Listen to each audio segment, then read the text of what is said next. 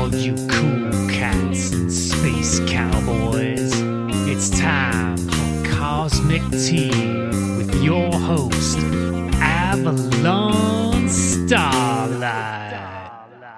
All right, everybody. I have a super special treat today on the Cosmic Tea podcast. This is a human who came into my life kind of like off like a beaten path, kind of in a roundabout way through a connection that we share. And it has been the most magical experience I have ever had in my life. It's like when you meet a sister from another mister and you're like, yeah, oh my God, could there be more things that are aligned and attuned and like complementary between two humans? You wouldn't find them. And I'm so excited because we actually do very similar things, but yet so different on the spectrum. Where I work in the emotional body, my guest today works with a very specific model that also shares exactly who you are. So I'm excited because I think this interview is going to be like this combination catalytic experience for you guys. And I cannot wait to hear your takeaways from today's episode. But please welcome Sharleen to the podcast. And how do I say your last name on the little Zoom guy here? Froats. Froats. Yes. With fro in front, like Yeah, FR. exactly. That's easy enough. Sharleen Froats is in the house. Hello. How are you? I'm really excited to share your potency with the world today. Well, thank you. It's so good to be here. I just want to say, you're so articulate and just so good at this. And the introductions and the welcomes just roll right off your tongue. And it's so wonderful to watch you in that capacity. I'm happy to be here with you. Thank you. I just think these are my favorite humans and I want to share all their magic. And I want everybody to feel like that vibrational energy of how much love that I have. And I mean, we haven't actually known each other that long. No, maybe a couple of months, maybe. Yeah. And I mean, when the reason we connected was because Sharleen has a superpower. So I just want you to explain a little bit about what your superpower is, or what I call Stardust, which is your ability to, understand people's design. And this is where I'm not going to be very great at introducing. So if you could just share a little bit about what you do, so then I can't wait to take this conversation where it needs to go. Yeah, for sure. So, I mean, it's kind of funny because as you said that, I was like, oh, well, what is my superpower? How would I explain that? So what would I say is that I love helping entrepreneurs basically understand the quantum field, like how to create their reality. And some of my favorite tools for doing that, well, let me say this first, that I think the most important thing in order to be able to do that is to be able to understand ourselves deeply, and not just understand, but really revere and love and appreciate ourselves, see our divinity, so that we understand. And, I think you say it like as Stardust, so that we kind of go, oh my God, I really am amazing. I get to do amazing things. And then we get to go out and create really cool, amazing things in the world. And the tools that I really love to do that with, and that I think create a lot of understanding and common language and ability to make sense of this incredible, magnificent, awe-inspiring world, are the tools of human design and the gene keys. And so on one perspective, I like to think about human design as sort of an instruction manual to us, right? And these aren't required things. I mean, there are many millions and billions of humans on the planet who have gone through life figuring things out and come to really phenomenal results and awarenesses on their own. But these tools can be really helpful, maybe when we feel stuck or not aware or unclear about things, that they really open things up. So you get the instruction manual to yourself, right, through human design, how I work, what my gifts are, how I'm best suited to navigate the world. And then I like to look at the gene keys as a little bit of a map. So oh, this is the journey that I set out for myself. Oh, this is why this is happening. This is why I do this. This is why this happened in this sequence. It's like our personal map or navigation tool to our own hero's journey, so that our lives actually make sense, so that we know that we're on track and how to utilize these things to our best advantage. So that's what I love to do. And in a nutshell, I just help entrepreneurs create a ton of magic in a way that's perfectly unique and suited to them. Yeah, superpower. So that's what it is. So for those that are listening, because I know that some people will have absolutely heard of human design and gene keys, and some people will be like, you just spoke a foreign language, like the peanuts person at the beginning of a classroom, you know. Yeah. Like a little overview about what these two things, because they're similar, right? Didn't they start from a very similar place and then they're separate, but like, yes. Yes. Okay. So, sort of like the modern version or the modern evolution of some very ancient wisdom. So like the I Ching and the Kabbalah, right? So like these ancient wisdoms, astrology, chakra systems. So that's sort of like all of those. Yeah, right? Chakra, like, so there's a lot of chakra in the house. right? And you just go straight, like you read this stuff directly. And so, for me, it's made sense through these systems and explanations. And so these very ancient systems, these wisdom systems, as we're learning and evolving, then we get new things like epigenetics, right? And quantum mechanics. So as we're like starting to understand these things, like more the physical interface of spirit, like this is sort of the evolution of these systems, right? And so human design was downloaded or received by someone by the name of Ra Uru Hu. Now I couldn't tell you what his original human name was, but that's the name he ended up going by. And it was this download to really explain this interface, right? That the human being is originally a 7-chakrad being. And according to human design in the 1700s, we split into a 9-centered being. So our solar plexus and our heart, those two centers split. Like this is part of the evolutionary process. It's our energetic evolution. And so in the future, we're also like right now, why emotions are such a big deal and why, thank goodness, there are people like you doing this work is because that's our stage of evolution where we're integrating these emotions. And then there's going to be a particular aspect, our spleen, like the survival-based spleen is going to be reintegrated and emotion is going to come more to the forefront of creation. So that's kind of like the energetic evolution that's coming. We're like on the cusp of this, like within the next couple of years of this evolution really starting to take place. So human design like explains, right? So like that was the thing that was downloaded first, and then Richard Rudd had the download and the expansion of the gene keys, which takes this system also, but then places it more in a reference point of your path.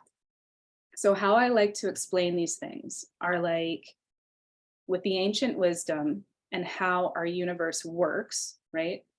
There is a way that spirit becomes form, right? And it's incredible and awe-inspiring, but it's not a mystery. Like there is a way that spirit actually becomes incarnated.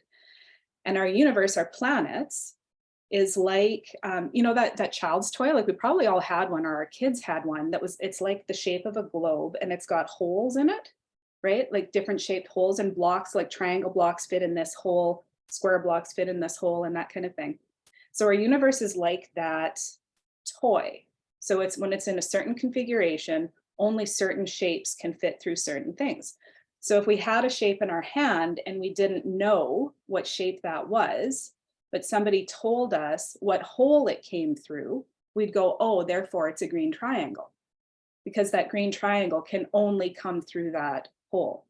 Mm-hmm. So whomever figured out the configurations and how they correlate to characteristics, I don't know. But it's really essentially like a soul, a particularly shaped soul, a characteristic, the characteristics of the soul can only come through very specific portals. And so then when we know our birth data, like the time and the place that we were born, we know exactly what portal we came through. So therefore, what shape or characteristics our soul must hold as it's incarnated in this time. I just love that. There's like two things that have come through while you're talking. One is like for all my people who channel information, please listen to these words very, very closely and profoundly. Like what you're experiencing, what you're receiving is like it's potent medicine, and don't be afraid to share if you're a channel, like deep insights and deep, medicine that comes through you. Because I think sometimes people get like a little bit weirded out, like, where did this come from? How am I supposed to use this kind of stuff? And I'm not sure if you channel, but I've channeled a few times, and I'm always like, where do you go to tell people? Yeah. So I just want to share that with the listeners. And the second thing is like, I got to be honest, Sharleen. Human design is like going to university to me. Like, it is this study. It's not like something that you just pick up and you like are like, yes, let me just open this chapter book to chapter 3, which is my human design, and understand it completely. Yeah. Right. So like, what was it about it that like made you open up this textbook and this university style? And because it's always shifting, it's changing. There's so many different parts and pieces to it. Can you speak to that a little bit? Yeah. Great question. So I was first introduced to human design, I want to say about 6 or 7 years ago, when I was very first starting to shift out of what I would say is a more masculine version of business. And I kept hitting this kind of wall. And I think I may have told you the story, but I was just like, the business coaching that I was receiving just wasn't like, it was like, keep doing the same thing that I told you to do 6 times that isn't working, right? So it just wasn't really working for me. And I'm like, something is missing here, right? It's not like recognizing who I am at an individual level.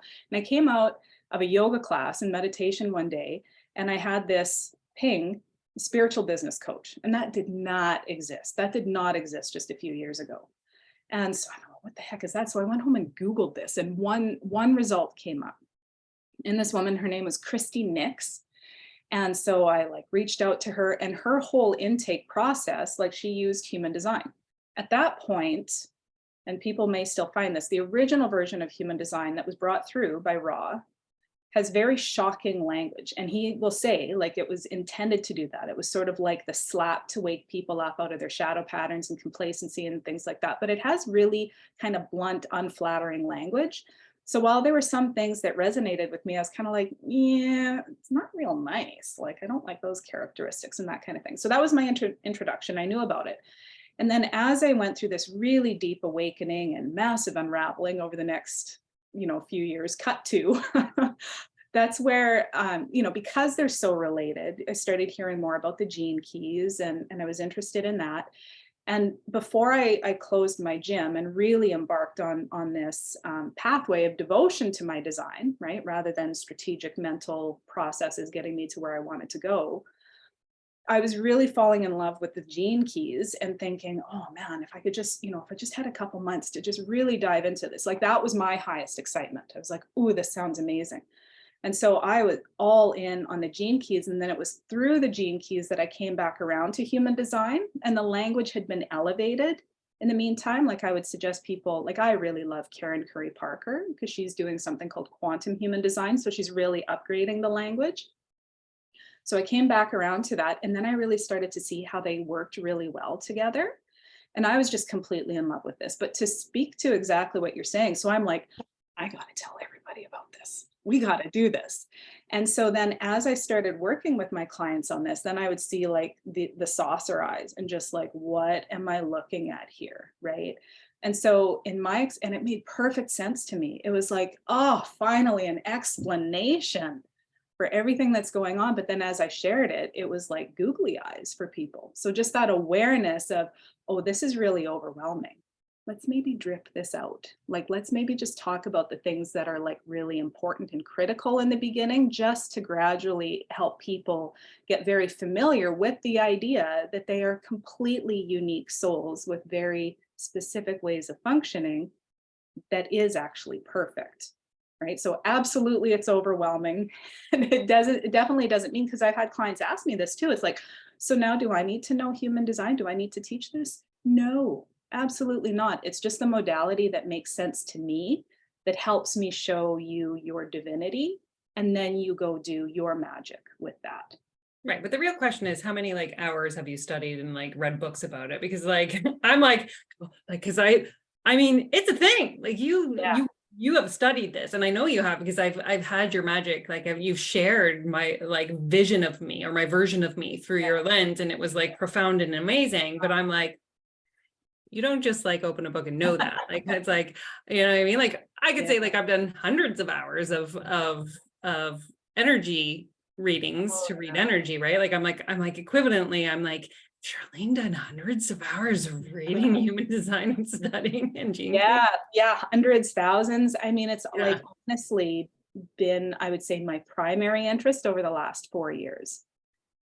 That is just so fascinating. I always think you truly know people by what they're reading when they're not. You know what I I mean? should show you the stack of books that I've got right beside me. Literally, well, I will. I'll just lift this up. So I'll show you the stack of books. That is my reference stack of books right beside me. Yeah. Yes. I So love that's like within arm's reach. So yeah, definitely. It's so fun. So you did kind of touch on it, and I just kind of like to give people some backstory to like what even made you want to work with entrepreneurs, because you and I actually shared it. So one of the reasons why our mutual friend kind of was like, oh, you guys should be friends, was because we have, and it's been really interesting. I just have to say this, like even today, right before we jumped on call, there's just another synchronicity that happens. Like every time Sharleen and I come to conversation, there's some point during the conversation that one of us goes like, okay, at this point, it's not even fun. Like it's not coincidence where we share a life path, or we share a similarity, or we share husbands who have the same jobs, which is what we learned today. And like, it's just kind of been this like really potent cocktail of energy. Yeah. But one of the things that we share is that we came from fitness before we moved into the industry of helping entrepreneurs. And so I would love to hear what that transition looked like for you. Yeah, awesome. Thank you. So yeah, my background was all health and fitness. Like that's what my degree is in. So what was that degree called? Physiology. Physical activity studies with a specialty in fitness and lifestyle. And then, so I mean, back in those days, there were no jobs that you came into. So you kind of had to carve your own field there. So I ended up working in rehab, like physical rehab for a long time. And that was kind of my first indication introduction to just witnessing, like it was a cleanup crew, right? Rehab is cleanup. So you're after the fact, and then just watching like, oh, well, I can see all of these choices that led you to this. And how about we address those choices at the beginning, right? And so just the awareness of, oh, I'd much prefer to work proactively and preventatively. And so I opened up my own fitness business. And so really, I think there's a lot of similarities. Like business is a system, like the human body is a system, right? Financial health is very similar to physical health, right? And so there's a lot of crossover in these things. And so, and I was very drawn to entrepreneurship. I've got a strong history of that in my family. I don't like being told what to do. So I started that pretty early on, and went into business as a solopreneur, and then was very drawn to having a facility because I was really interested in CrossFit. That's what was really lighting me up. So I started a CrossFit facility and then transitioned that into my own branded facility. And just in working with like thousands and thousands of people, just seeing the bigger picture and the deeper and deeper and deeper layers of like our physical body is just a billboard of everything we feel, think, and believe, right? And so then, I mean, I could tell you to eat more vegetables, or I could tell you to address, the grief that you have over losing your husband, right? Like that, it was that kind of thing, like just seeing like, oh, there's something deeper going on that's creating these results. But having created an environment where people were only expecting to talk about vegetables and squats, right? They weren't like prepared to have like a spiritual or energetic conversation. And so as that side of myself was growing, there was more of a dissonance there. And I'd started coaching other fitness business owners. Like I was getting really passionate about that. I was invited by the company that I was a client of as a fitness business owner. Like I was receiving coaching, and then I was invited by them to be part of the team and coach other business owners. And that lit me right up. And that's actually the start of my unraveling. Because I got really like, it was like a new passion was born, or a new elevation was born. And I I couldn't reconcile, like, I thought I was going to do this for my whole life, and now I want to do this. Like, what's going on? And I actually like in a lot of reflection, really look at the point at which I gave up my coaching position, like, because then the business started to unravel as my intention and energy was going in a different direction. And instead of taking that as a cue and letting go and releasing what was ready to leave, I let go of my passion to fix something. Mm-hmm. And that was a huge lesson for me, because I didn't understand how to let go of things and how to evolve. Like, I'd never encountered that before, right? Because I've been so successful, like award winning and like all kinds of stuff. So I didn't know that you're allowed to evolve, right? And that's a manifesting generator, right? And I didn't understand this because I was raised by people with totally different designs, people who were designed to go deep and long. And that's not how I'm designed. So I had so much conditioning around, you got to stay with it, you're being flaky, like all these people are depending on you, like on and on and on and on.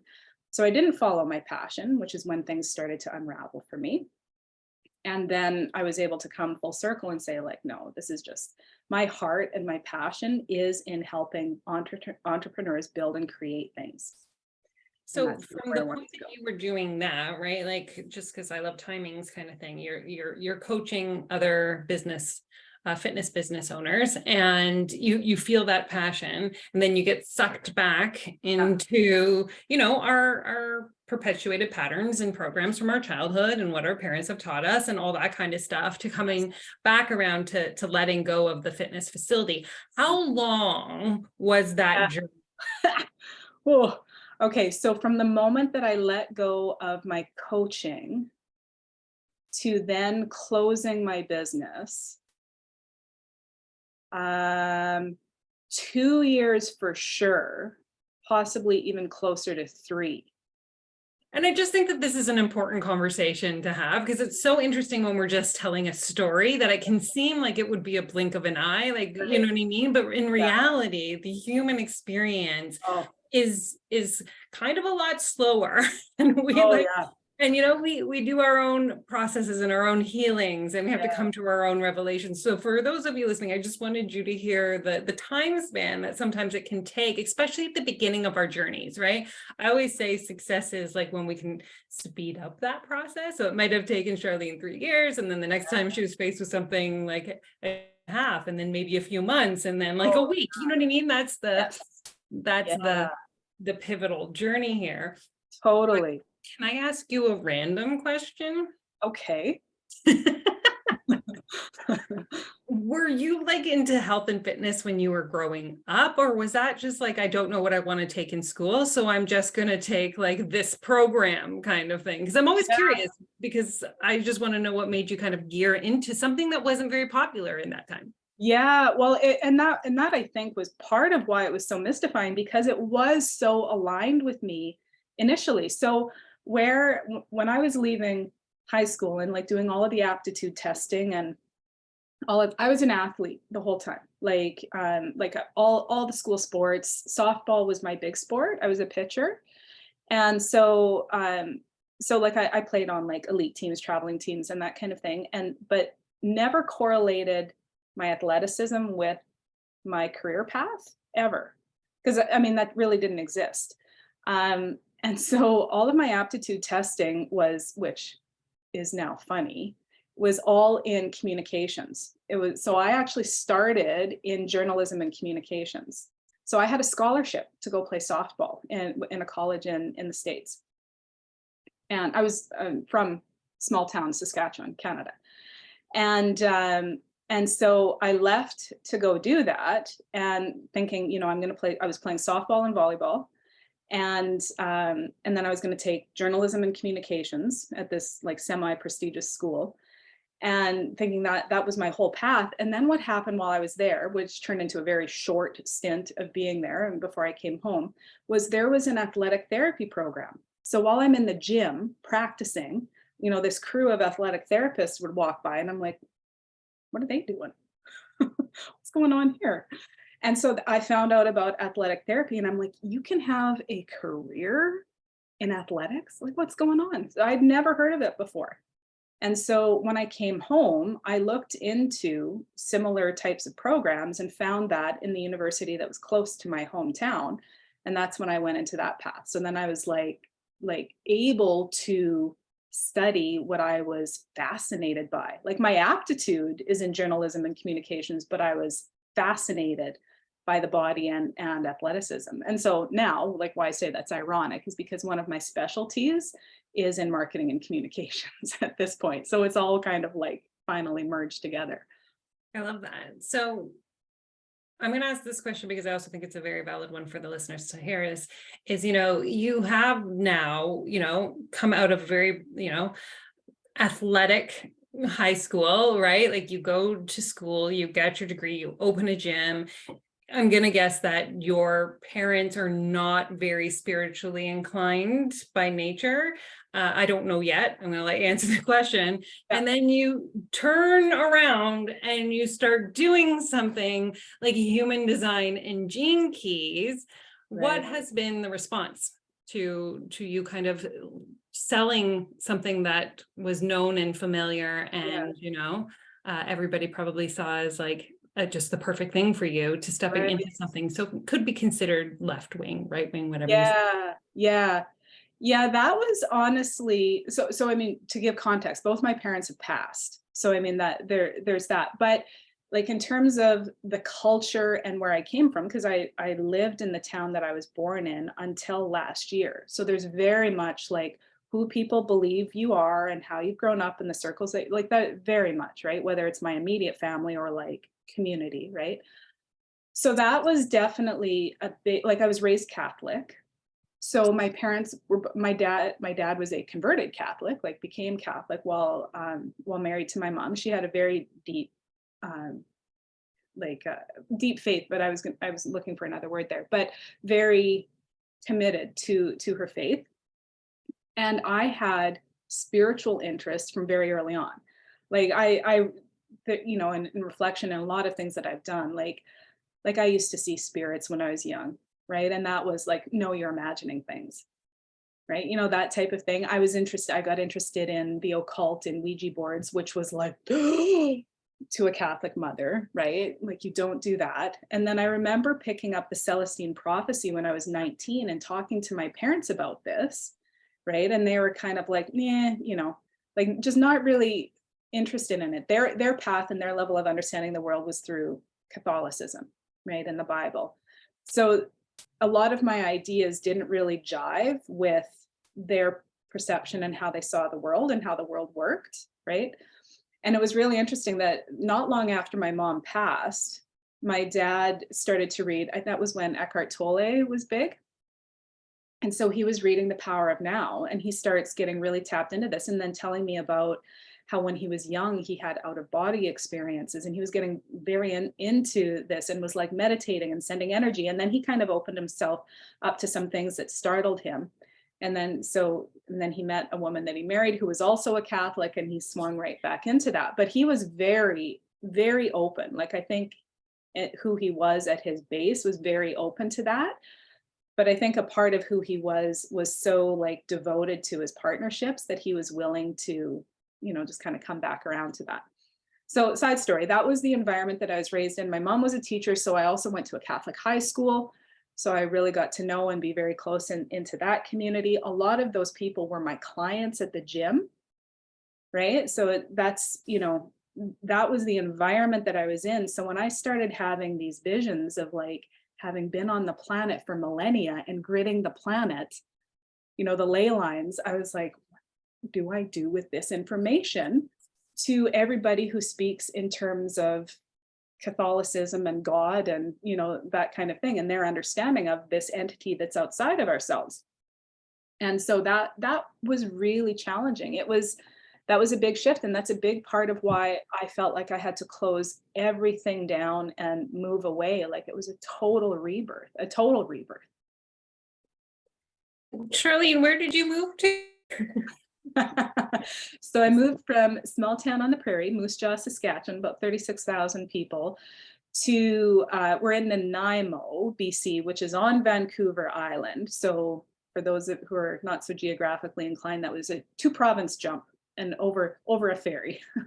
I only giggle because that's when I decided to move away from Ontario, almost 3 years ago. I also went to like Vancouver Island. So I'm just sharing another like way that your life and my life has overlapped, or it's like, okay, because that was a fresh start, it was a new beginning. I was leaving behind. And I think this is an important thing to talk about, because sometimes we cannot do our full healing in the places and spaces where the experiences or our family of origin or our communities or things like that exist, because we're going to be faced with the same recurring patterns over and over and over again. And so let me ask you this, what has been that experience for you to kind of like be somewhere, because small town, like if you're not aware of Canadian small towns in the north, what was your population of your city? 36,000. 36,000. It's a very small community, right? So like you've now moved to this place where you do not know anyone. Nobody knows who Sharleen is. Like, what has that experience been like?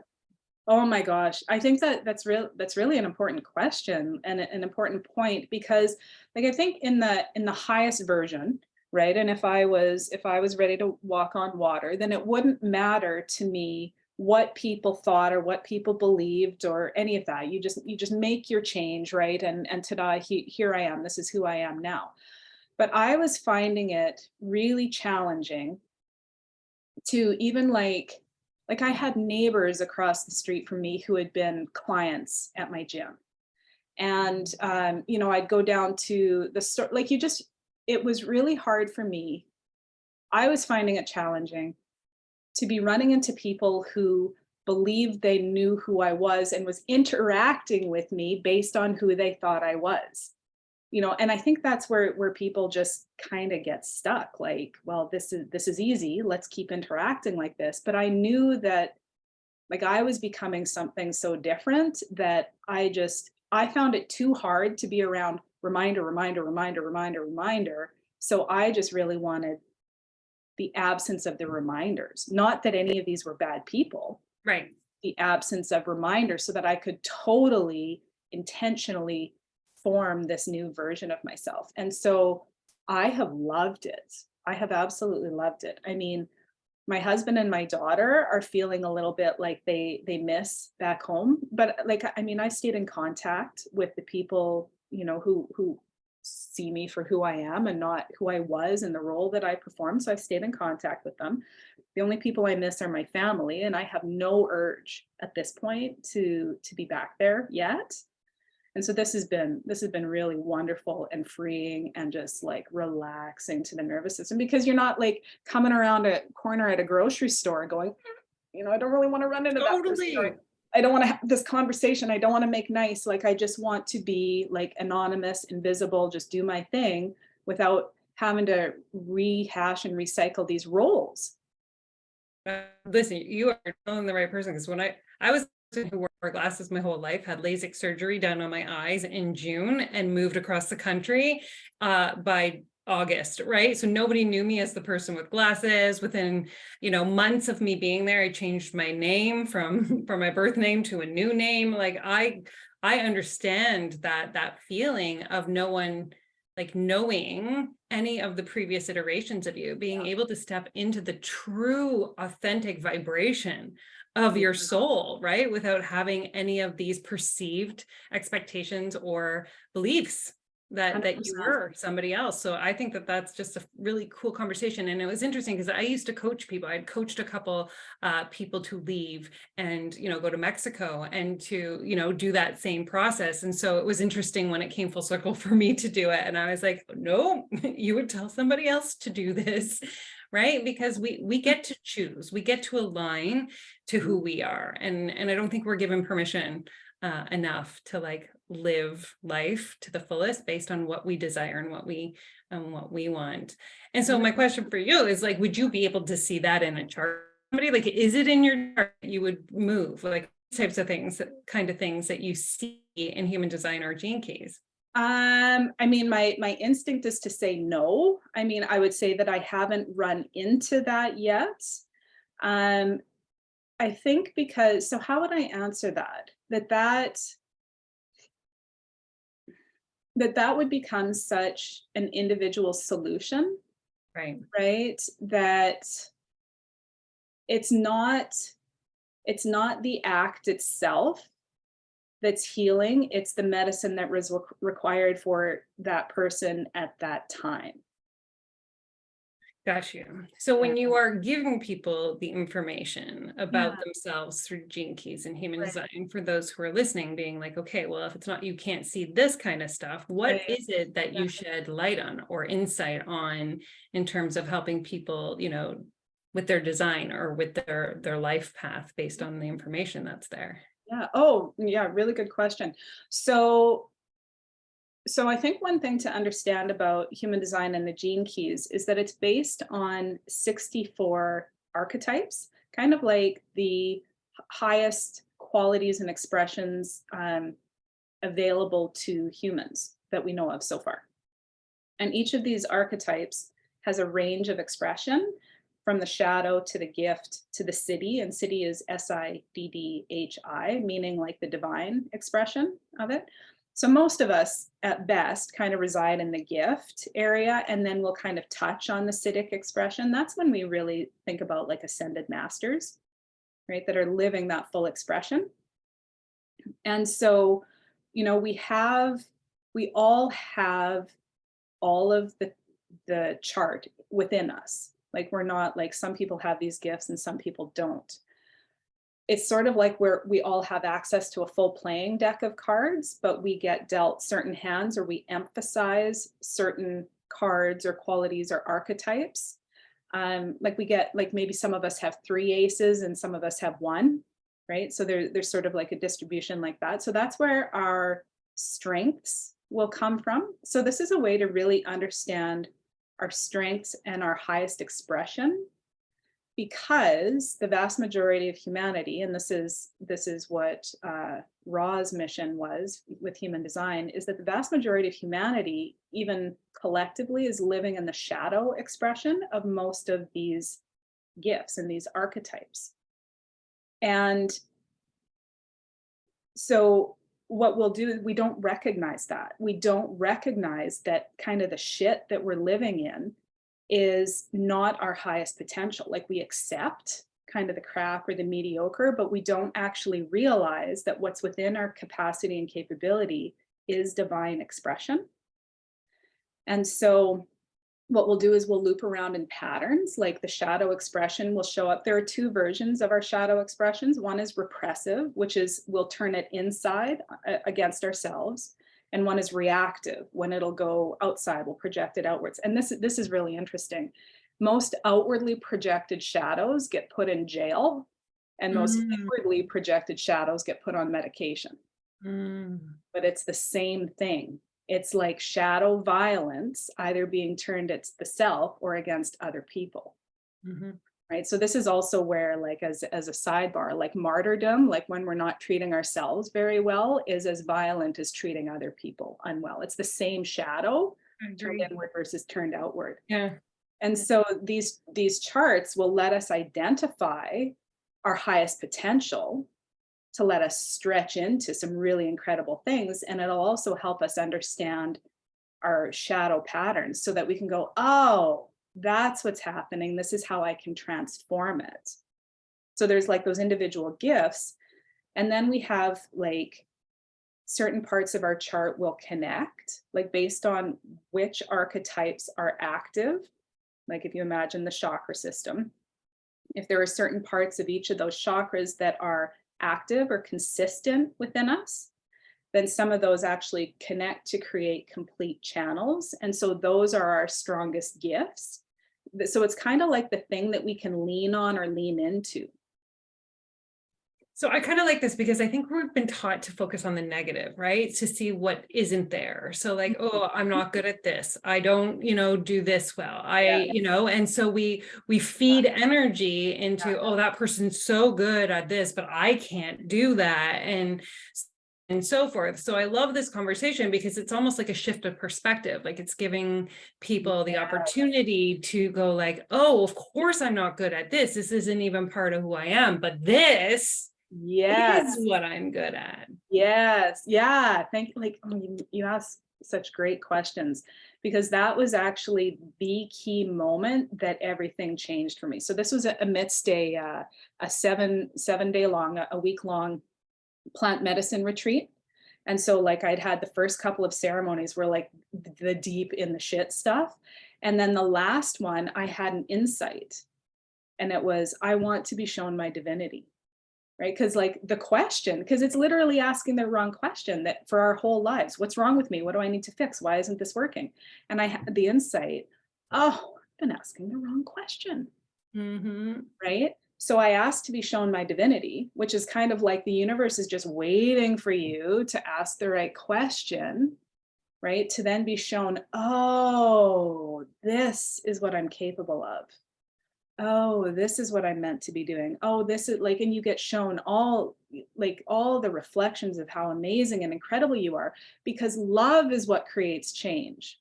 The most shocking experience in our lives, and shock always creates change. Shock is always a catalyst for change, but the most shocking experience in our lives is to come into the presence of the divine and to experience unconditional love. That's the most shocking catalyst for change. Not being corrected and told and getting feedback and having our butts kicked and all of that kind of thing that's sort of in the traditional system. It really is like, that's my philosophy, is that love is the greatest catalyst to change.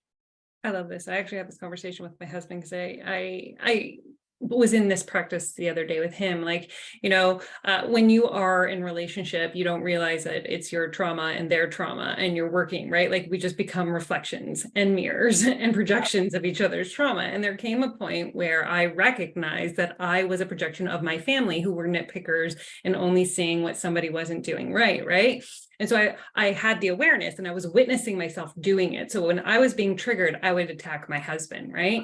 And I was like, oh, I see this now. And I remember kind of in that same revelation kind of thought going like, what if I didn't do that? What if I actually started to tell Jeff about all the amazing things that he was doing and how like he was just such a positive impact in my life, and started to share from this like vibration of love. And it is just profoundly mind-blowing to witness the reflection of that coming back to you and not only for like, it feels really good. Like when they say what you give is what you receive, you start to really fully understand that, because it's like a little flower that was wilting, which was my husband, under my own like volatile vomit of like, projection. He started to bloom, right? Like he started to see himself as like more capable, as strong, as mighty, as sexy, as all these things.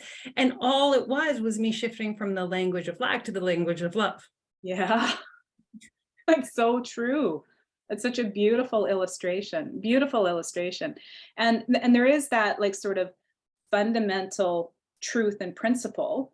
And there is also a pattern of wounding that exists in our charts that will show us this. Would that be helpful for me to explain? Yes, because I want to know. And I hope everybody else listening. Okay. Awesome. And this is where I think, some of our work really crosses over, because I'll be totally honest that a lot of times, it's so funny that of course we're connected, but there's a lot of times I found myself saying like, I am not really like the emotional helper, right? Like that's not my strength. And you can look at my chart and see this is clearly not her strength, right? And so I keep saying like, I'm so glad there are people who do this work and help facilitate other people through this work, which is you. So like, thank goodness, because I'm a little bit more like, this is where this exists. Now go off and do the work, right? So in our charts, in the gene keys, there are three kind of mini charts within it. So the outer part of the chart is like our genius, kind of like what goes out into the world, our primary theme, kind of like our primary role, which is our genius, our incarnation cross. And then there's another part, and that's called the activation sequence. There's another part, the biggest part of the chart is called the Venus sequence. And then there's a third part of the chart called the prosperity sequence, or the pearl. So one is kind of like who we are out in the world. Second part, the Venus sequence, is like our heart. And then the third part is our prosperity and how we give our gifts in the world to create true abundance, right? Aligned abundance. And so how the three pieces work together is that when we're living in accordance with our highest gifts and our heart is fully open and healed, that's what allows us to give from a real place of purity and genuine service. And that's where our abundance comes from. And this is why, because we've all got such a unique pattern, this is why you can't give two people the same goal, like say, for example, 10K months, 20K months, or a particular type of business or style of business, like as a goal, because they're literally built differently. That might not be prosperity or lead somebody to prosperity, nor does the same method, right, lead people to the same place. We have this unique combination lock that unlocks our prosperity for ourselves. And one of the biggest keys for this is our Venus sequence, which is all about our heart and all about how we relate to other people. And so when you go through the Venus sequence, how Richard Rudd says this is unpicking the weave of the wound. So our chart shows us the story of how we were wounded, how we laid down armor. And when we heal it, we come back through it backwards and remove these layers a piece at a time. So when we're talking about the wounding, there are 4 elements to the wounding. And the first is the core wound. So that there is simply a wound that occurs at conception that we've all agreed to take on for humanity. And it's just sort of like the theme that underneath every time we're hurt, this is kind of where we keep coming back to, because it's the theme that we agreed to transform for humanity. So there's that core wound. And then there's the wound that occurs between the age of 0 to 7. So there's a theme, there's an archetypal theme, a shadow theme, plus there's a line note, a particular way we'll experience that theme. So like the first protection that we put over the most tender part of ourselves is in spiritual intelligence that's formed in age 0 to 7, because we're just sponges, right? We're completely open, taking in all of the programming. So we're completely unconscious at this stage. We don't even know that gets laid down. And then from the ages of 8 to 14 is when our emotional intelligence is being formed. So this is why a lot of people feel like teenagers that we're dealing with, erratic teenagers, because so many people get stuck in that stage of development, right? Where we're forming our emotional body. And there is a pattern of wounding that was designed to occur at that stage as well. So that's like the second layer of armor. And then the third layer of armor is in the age of 15 to 21, where our mental picture, where it's intellectual, the brain is forming. So this is where we're deciding how the world works. This is where our strongest beliefs come in about what's possible for us, because we decide this is how the world works. So therefore, this is going to be the outcome, right? So that gets laid down.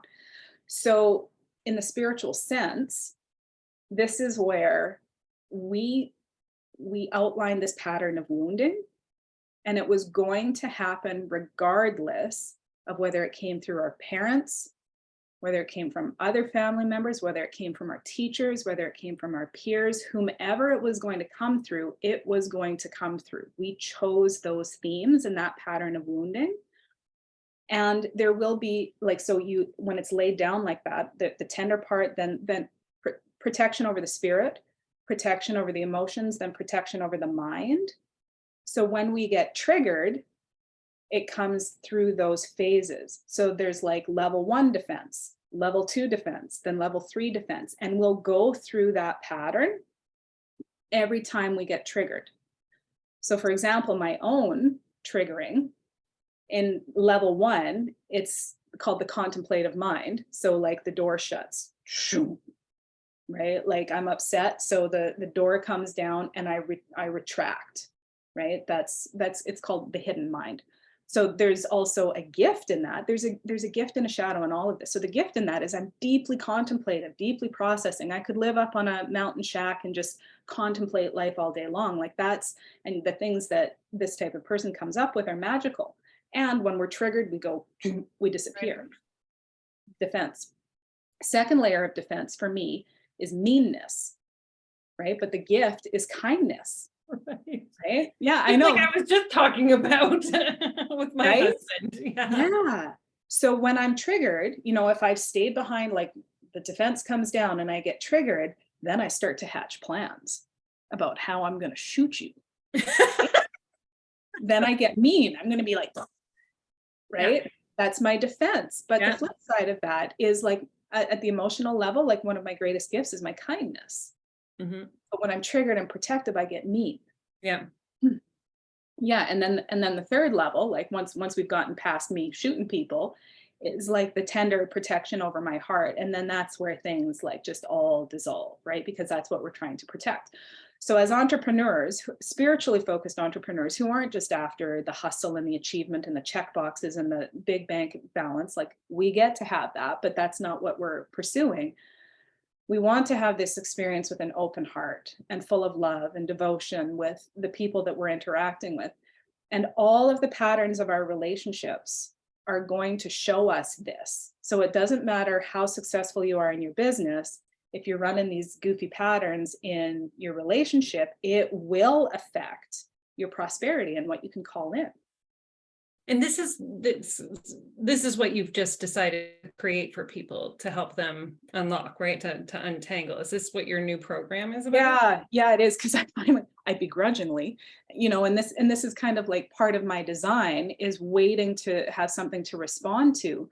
The fascinating thing that I've finally seen about this is, and this is like just trusting the process. This wasn't a grand master plan. After being with people for an extended period of time in my main program, I really think that you can only see these patterns after you're with people for a period of time. Then you're like, oh, see, this is what's happening. And that's where it lives in your chart, right? So now it's just time where my audience, the people who are with me, are ready to receive this information, because I couldn't have started with this, right? Because you're only ready for it when you start to run into something being a problem. And then you're like, oh, I think I probably need to solve this. Right. Yeah. Right. Because you had mentioned to me in one of our calls that, like, in order for us to receive that truest abundance, that highest form of prosperity, and we're not talking money here, we're talking like wealth as the vegetables you grow in the garden, and richness as the intimacy that you have with your partner, and like true prosperity in all avenues of your life. And it's interesting because I truly believe this. I worked with somebody who really shined this light on me. The money is the last thing that falls in. Yes. Right? Yeah. Like you have to see that prosperity and that abundance and that wealth and that richness in everything that you're looking at in your life. And the money is like, then it has the freedom to express more fully. And we were talking about how these woundings we are so unconscious to them that they really are the snag to our fullest like observation of the world as truly abundant. Yes. And so like, I'm excited because this is going to fall around probably close to, but I would get like on Sharleen's lists, everybody to know, because Sharleen's just in the flow of what the divine is like bringing into her awareness to share. And I don't know if this will come out right as your new program, because when's your new program start? Well, we're having our first pre-call on the 31st of May. And then the first official like teaching will be June 7th. Yeah, so I'm not 100% sure, but I would get into Sharleen's sphere if you want to learn more about like what's going on, because the way that she presents it, if you're listening to this podcast, like already I'm like, I want more, I want more, I want more, and if you're listening and you're like, oh my goodness, yes, I need to know, I want to know, this is the key, right? It is a gene key. It's called Gene Keys for a reason, to my next expansion, my next up level. Where would they go to find your magic, your startup? Oh, well, thank you. So yeah, I'm on the social medias. I'm on Facebook as Sharleen Louise, which is my middle name. So Sharleen Louise. I am on Instagram as The Awakened Entrepreneur, and there are little underscores in between the words. And I've got a website. You can also email me at Sharleen@theawakenedentrepreneur.ca, which we've established has many, many E's in it.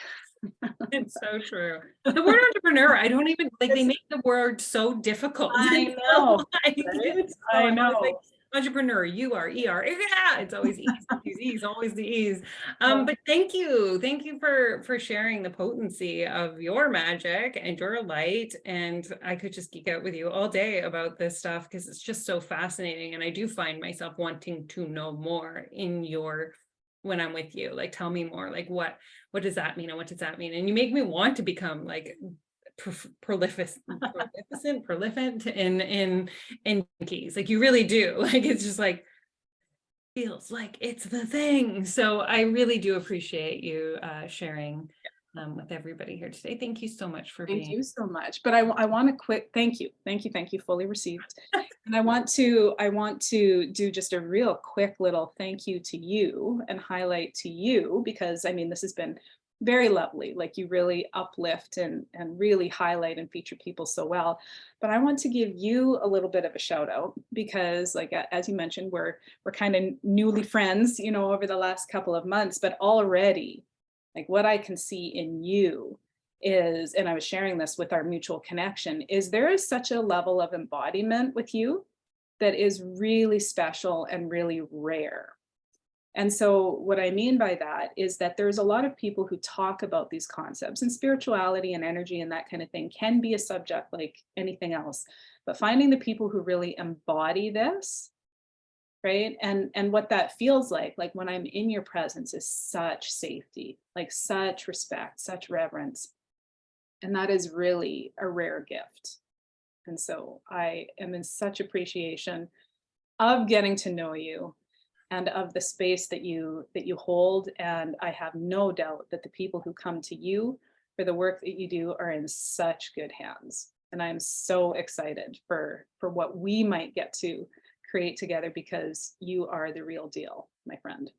Thank you. And this comes on a day where I really, Oh, really needed to hear that. So perfect. thank you. Yeah. Thank you. I love getting all emotional at the end of a good podcast.